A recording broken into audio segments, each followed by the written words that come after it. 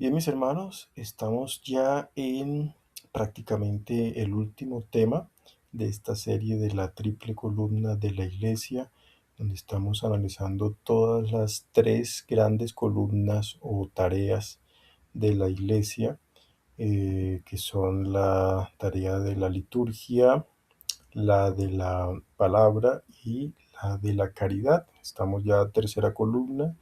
Y hemos visto en esta tercera columna lo que son los mandamientos, la oración, limosna, ayuno, y estábamos viendo las tres peticiones primeras del Padre Nuestro como imagen trinitaria, ¿sí?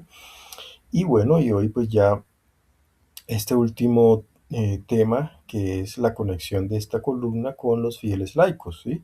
Entonces aquí, tal como lo hicimos en la primera y segunda columna, en la primera éramos constituidos como sacerdotes, por eso nos conectábamos con el tema litúrgico, en la segunda profetas y todo lo que tiene que ver con la palabra, la revelación, la verdad. Y ahora en esta tercera columna de la caridad del Espíritu Santo, eh, somos reyes, ¿sí? Y como reyes vamos a ser dueños, primero reyes de nuestro cuerpo, de nuestro ser. Entonces, eso tiene que ver con la castidad, así como en la primera era la obediencia, en la segunda columna era la pobreza, ahora en esta tercera columna es la castidad, ¿sí? Em, y vamos armando este gran rompecabezas donde todo concuerda, fíjense bien, porque la primera columna, la configuración neuronal, era la configuración afectiva que se conectaba con el tema de la belleza.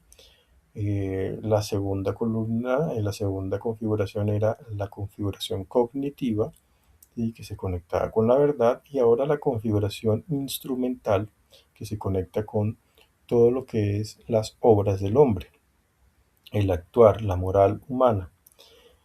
Bien, entonces, vamos a ver primero este numeral del Catecismo 364 que nos explica bien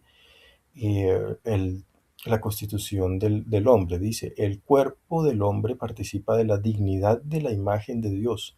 Es cuerpo humano precisamente porque está animado por el alma espiritual y es toda la persona humana la que está destinada a ser en el cuerpo de Cristo el templo del Espíritu. Entonces conecta con el Espíritu Santo, ¿sí? Porque la primera columna era la del Padre, porque la liturgia se dirige al Padre, la segunda columna con el Hijo, porque el Hijo es la verdad, y ahora esa tercera columna, que es del Espíritu Santo, que nos hace obrar, pero está en nosotros como en su templo, como dice acá pues la palabra de Dios. Primera de Corintios 6 nos dice, cita aquí el catecismo, porque somos templo del Espíritu Santo. Y Primera de Corintios 3:16 dice, ¿no sabéis acaso que sois templo de Dios y que el Espíritu de Dios habita en vosotros? Igualmente Gálatas 5:6 dice, por cuanto en Cristo Jesús ni la circuncisión vale algo, ni la incircuncisión, sino la fe que obra por amor.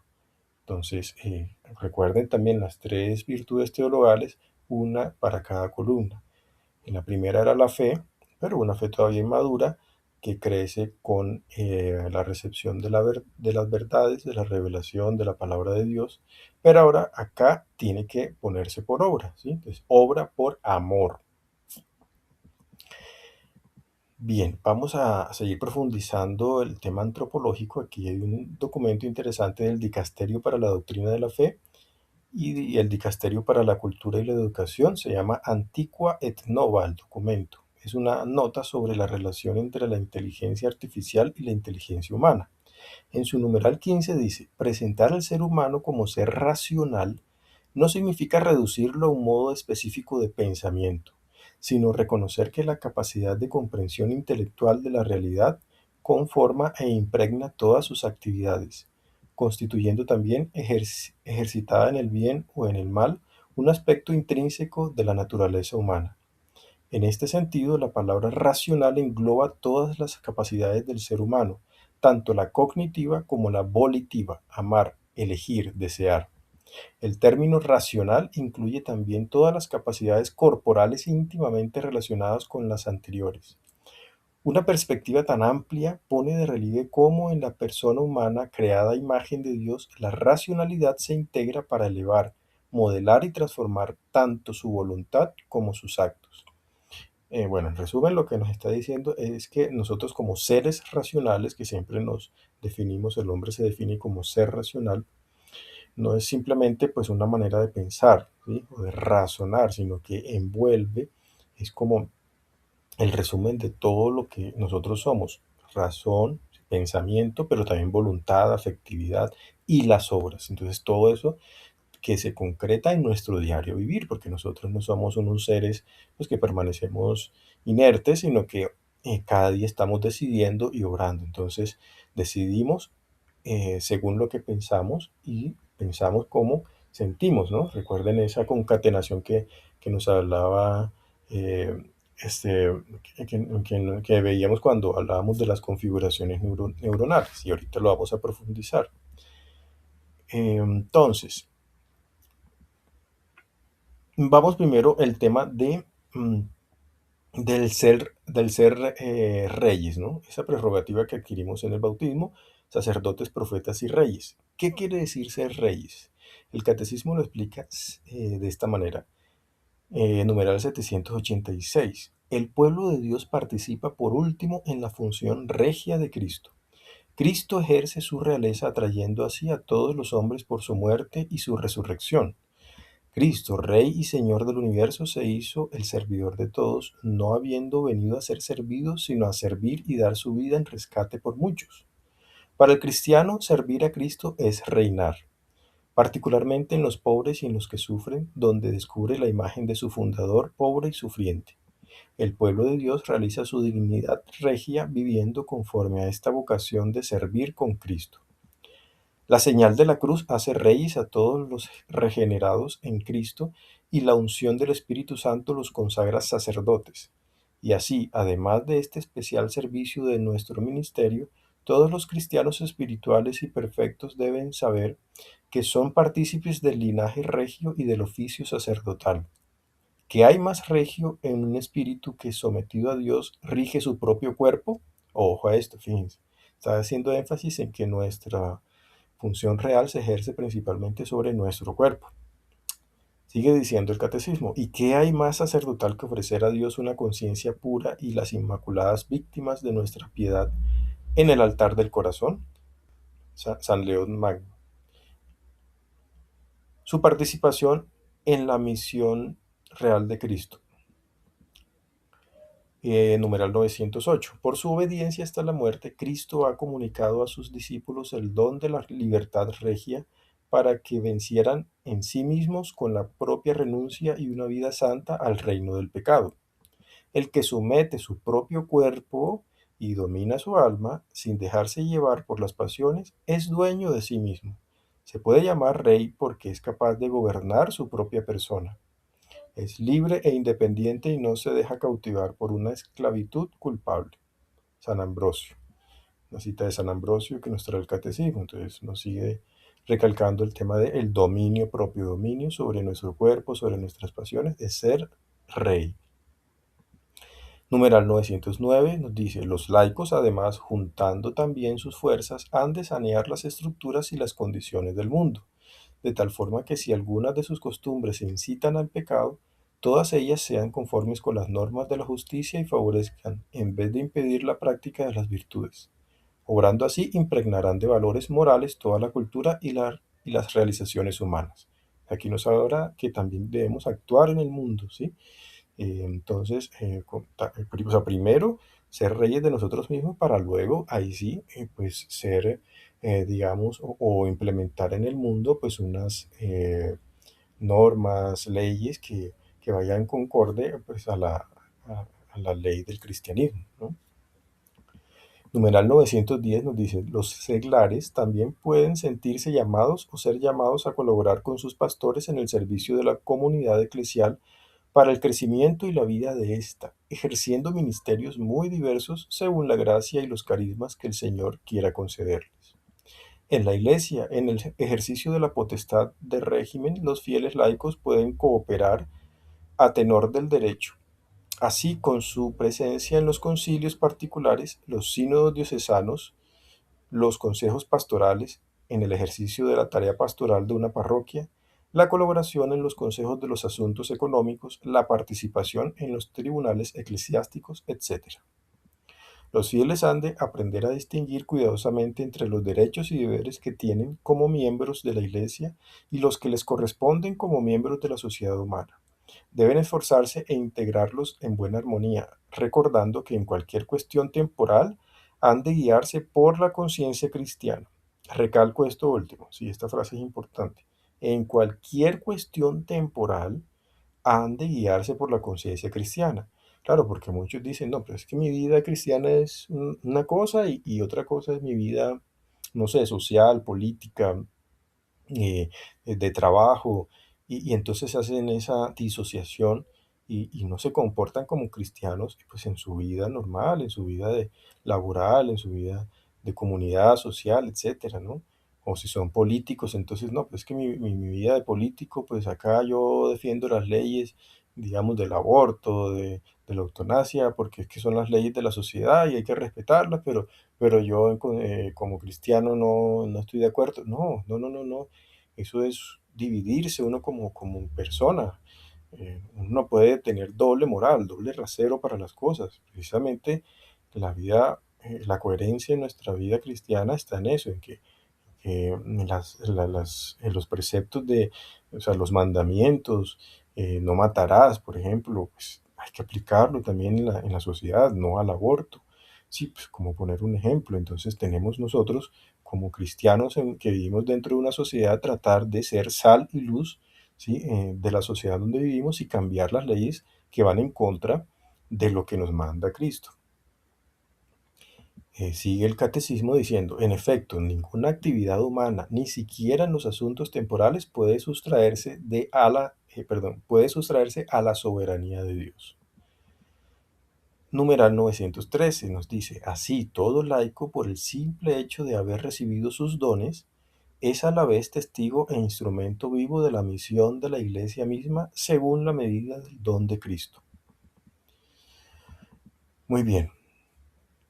Continuando con el tema pues, de las facultades humanas, quiero traer una audiencia general del Papa San Pablo VI del miércoles 23 de agosto de 1972, de donde nos explica este funcionamiento de la voluntad, que nos dice, la voluntad es la facultad del amor por excelencia, que en el hombre, de instintiva, sensible y apasionada, se vuelve espiritual y si se dirige hacia su verdadero y supremo objeto, que es el bien infinito y real, es decir, Dios, resume y agota el cumplimiento de todo deber, encontrando inmediatamente en el amor al prójimo su expresión preparatoria y sustitutiva, concreta y social y, en ciertos aspectos, indispensable. Bueno, hago paréntesis aquí. Es muy importante para que se comprenda por qué pues yo cuando les comentaba en la primera columna, ¿sí? La voluntad, ¿por qué poníamos ahí la voluntad? Si realmente la voluntad acá en las obras es cuando actúa. Pues bien, entonces aquí San Pablo VI nos está diciendo que se pasa de una facultad instintiva, sensible, apasionada, es decir, en un primer momento, pues, que se deja llevar por esas pasiones y sentimientos, la configuración afectiva, ¿sí? Ahora se debe ya madurar en el amor, entonces ya no se deja llevar simplemente por los instintos, sino también por la razón y obrar en amor. Entonces el amor viene como a darle el sentido pleno al hombre, ¿sí? Y a darle su madurez, su plenitud. ¿Ok? Como dice aquí San Pablo VI, encontrando en el amor al prójimo su expresión preparatoria y sustitutiva, concreta y social. ¿Sí? Recordemos que estamos ya hablando aquí de los mandamientos, el principal es el amor a Dios y al prójimo. Entonces, continuando con esta audiencia de San Pablo VI nos dice, la buena voluntad debe expresar el anhelo de vivir, el deseo de actuar, la capacidad de amar. ¿Ok? Obras, actuar. Presten atención a una observación fundamental, nos dice San Pablo VI. La voluntad es una fuerza dinámica, requiere una luz que la guíe, requiere pensamiento. El bien para ser deseado y querido humanamente debe ser conocido. ¿Ok? Es importante la segunda columna, la del conocimiento. El intelecto, por lo tanto, debe ser el faro de la voluntad. Una voluntad ciega puede permanecer inerte, inactiva o puede volcarse en objetivos inútiles, falsos o contrarios al propósito supremo. Puede, por lo tanto, desperdiciarse en vanos esfuerzos. Incluso puede pecar, aunque el fracaso de la voluntad no siempre depende únicamente de la ignorancia. Pero debemos ser cuidadosos con el ordenamiento de nuestro ser espiritual. La voluntad, cuya importancia en la clasificación de los valores humanos puede superar a la del pensamiento especulativo, debe sin embargo depender de la razón. Ojo con esto, depender de la razón. La razón es la que guía la voluntad. Es una aspiración racional. La idea fuerza la define. Y queremos recordar los tres momentos de la buena voluntad que parecemos identificar al seguir hojeando las páginas doradas de Santo Tomás de Aquino respecto a la naturaleza del acto voluntario. Bueno, ojo con eso, porque aquí encontramos otra vez un conjunto de tres elementos, tres momentos de la voluntad. Vamos a ver qué nos dice San Pablo VI basándose en Santo Tomás de Aquino. El primer momento concierne a la intención. Para orar bien es necesario ante todo encender en el espíritu la recta intención, aquella que despierta la voluntad y la dirige hacia la cosa deseada porque es buena, en razón del bien que representa. Y esta rectitud sobrepasa la cosa misma y se precipita hacia el bien por sí mismo, hacia el bien último, que jerarquiza todo bien honesto por debajo de sí mismo. Eso es como quien dice la voluntad. em, la voluntad que recibe la fe, ¿sí? El primer momento. Segundo, luego viene el momento de la elección, de la decisión, del amor, cuando el alma ahora se mueve con libertad y energía, con capacidad de hacer grandes sacrificios para lograr grandes conquistas. ¿Ok? Y finalmente el tercer momento, el de la ejecución, ¿sí? El del mando, de la actividad práctica, con todas las virtudes que reivindica para sí, las llamadas virtudes cardinales, porque bajo ellas se clasifican y organizan las operaciones humanas tendientes al bien. Fíjense que esto también lo podemos conectar con las tres columnas. Como les dije, el primer momento era como el de recepción de la fe, ¿no? Luego nos dice acá, pues, el momento de la elección, de la decisión, del amor, cuando el alma ahora se mueve con libertad y energía, es decir, ya cuando nos decidimos, sí, oiga, sí, vamos a aprender más de la fe y nos empezamos a adquirir los conocimientos, ¿no? que nos da, que vimos en la segunda columna, para luego ya, finalmente, en el tercer momento, el de la actividad práctica, ¿sí? O sea, donde estamos ahora, la tercera columna, la de las obras. Y practicar las virtudes cardinales. Cuando hablamos de virtudes cardinales, hablamos de cuatro virtudes que son prudencia, justicia, fortaleza y templanza. Esas son las que nos van a guiar en nuestros actos. Obviamente, siempre iluminadas por las tres virtudes teologales o superiores, que son fe, esperanza y caridad, ¿sí? Porque si sin la fe, sin la esperanza, sin la caridad, sin las normas que nos da toda la luz de la revelación de Dios, ¿sí? Entonces, pues esa justicia pues se va a volver no muy recta, la prudencia, eh, la fortaleza, la templanza, no, o sea, no van a encontrar como su rumbo, ¿sí? Las cuatro virtudes cardinales siempre iluminadas por las virtudes superiores, que son las teologales. Bien, y así lo dice la carta de Santiago, la palabra de Dios, que creo que ya lo habíamos mencionado la vez pasada, pero vale la pena repetir, ¿no? Porque es que esto es muy clarificador. Santiago 2:14. ¿De qué sirve, hermanos míos, que uno diga que tiene fe si no tiene obras? ¿Por ventura la fe de ese tal puede salvarle? Si un hermano o hermana están desnudos y carecen del diario sustento, y uno de vosotros les dice, id en paz, calentaos y saciaos, mas no les dais lo necesario para el cuerpo, ¿qué aprovecha aquello? Así también la fe, si no tiene obras, es muerta como tal. Mas alguien podría decir, tú tienes fe y yo tengo obras. Pues bien, muéstrame tu pretendida fe sin las obras, y yo por mis obras te mostraré mi fe. Tú crees que Dios es uno. Bien, bien haces. También los demonios creen y tiemblan. Uy, fuerte, ¿no? Esta palabra de Dios, porque aquí nos está diciendo y nos está resumiendo, pues todo lo que venimos hablando de que la fe que recibimos, ¿sí? La fe de la primera columna, pues si se queda ahí, o si se queda simplemente en una fe bonita en sentimientos, o incluso con conocimientos, aprendemos mucho de la palabra y todo, bien, listo, perfecto, pero no llegamos a esta tercera dimensión de las obras, entonces ¿de qué sirve? De nada. Y por eso es que siempre este tema de la triple columna es porque debemos ver, así como vemos a la Santísima Trinidad como un Dios en tres personas que no podemos separarlo, si no podemos hablar de Dios Padre y Dios Hijo sin el Espíritu Santo, pues así no podemos hablar de fe y de esperanza, pues sin la caridad. No podemos hablar de actos litúrgicos, por hermosos que sean, y de mucha palabra de Dios y de mucha tradición, pues sin las obras. ¿Ya? Sin el amor, sin la caridad al prójimo, sin la oración a Dios, sí, pero también al prójimo, que van unidas. Acuérdense que siempre, cuando yo les hablo de que los tres elementos son imágenes trinitarias, es por eso, porque no lo podemos separar, así como no podemos separar los sacramentos de iniciación cristiana, o sea, de nada sirve bautismo y Eucaristía si no recibes también el tercero, que es la confirmación, no quedas completamente iniciado, ¿sí? En el camino cristiano.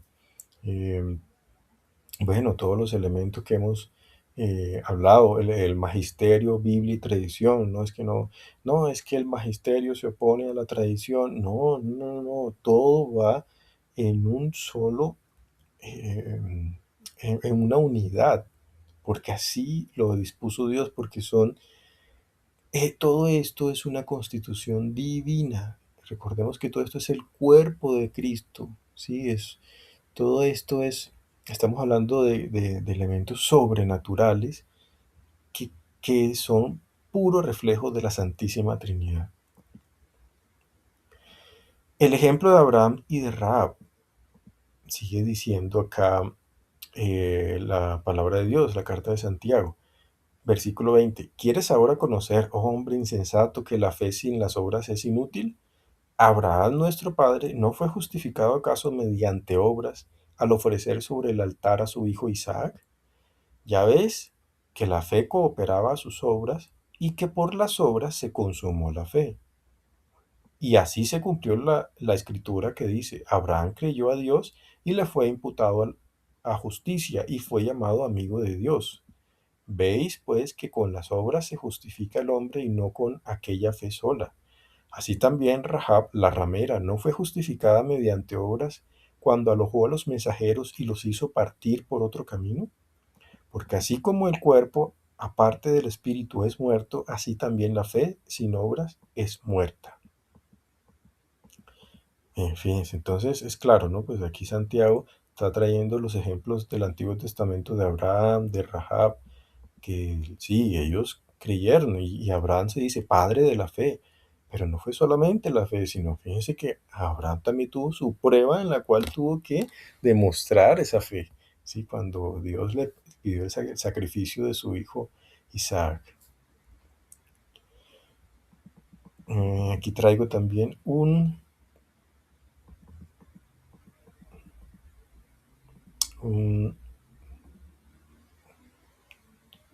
una frase de San Agustín, muy interesante también, que dice, porque cuando escuchamos es como si sembráramos una semilla y cuando ponemos en práctica lo que hemos oído es como si esta semilla fructificara.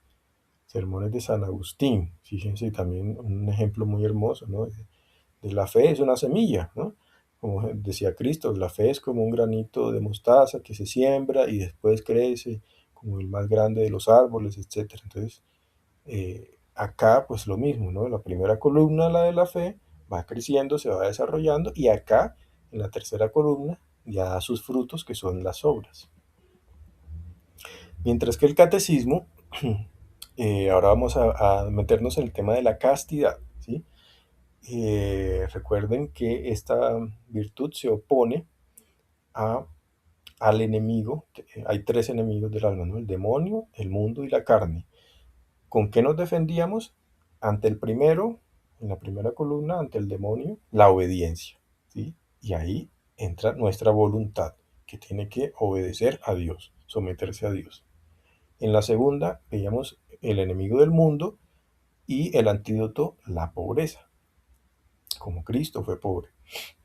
Y acá es el enemigo de la carne, nosotros mismos. Entonces por eso debemos ser reyes. Y por eso debemos, o sea, siendo reyes también, una de las consecuencias es la virtud de la castidad. Vamos a ver en qué consiste.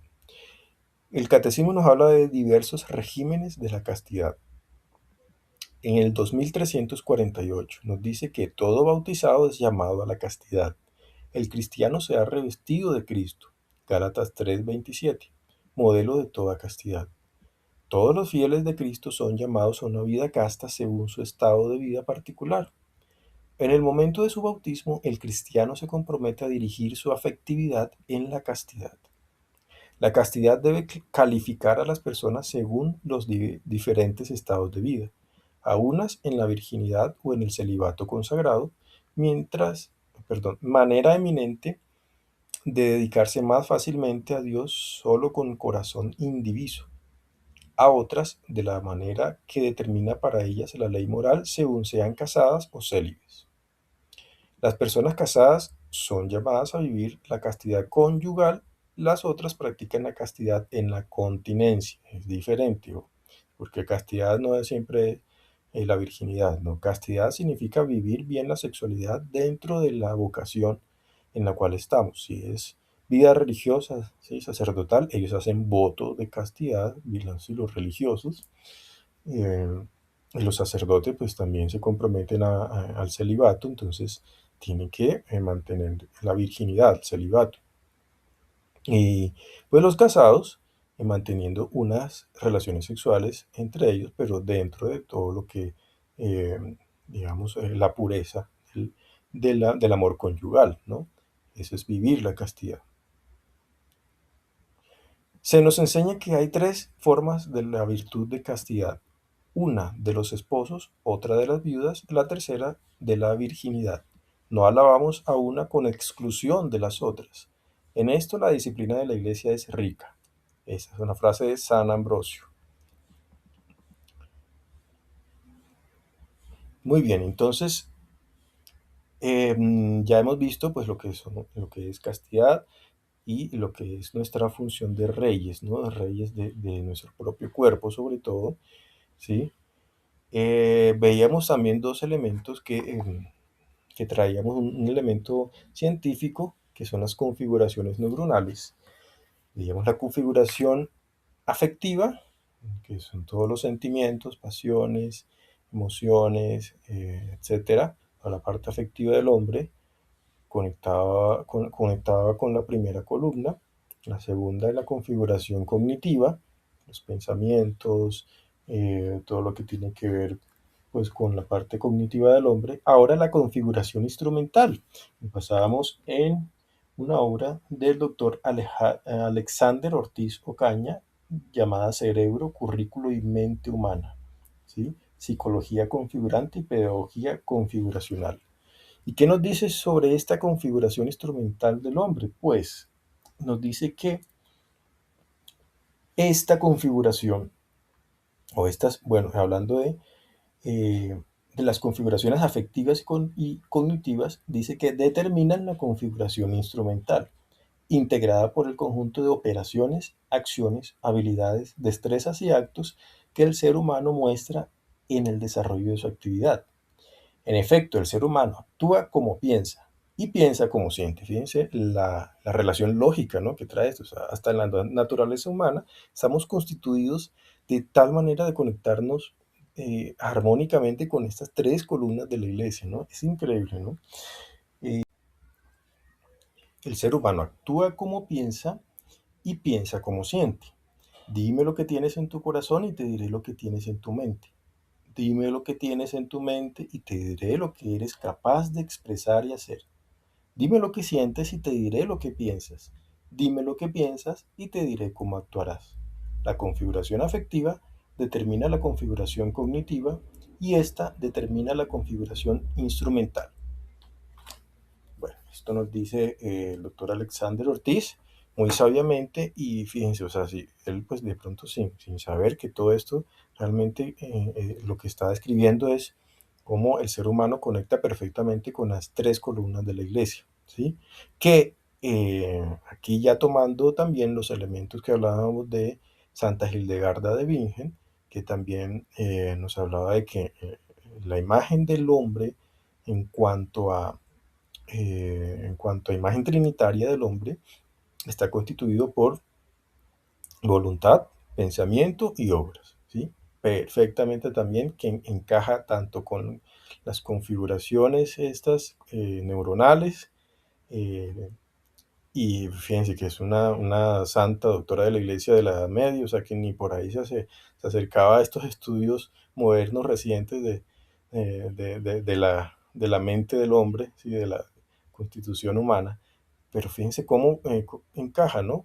La voluntad que en ese primer momento pues está muy relacionada con los afectos, ¿sí? El pensamiento o toda la configuración cognitiva y ahora obras, ¿sí?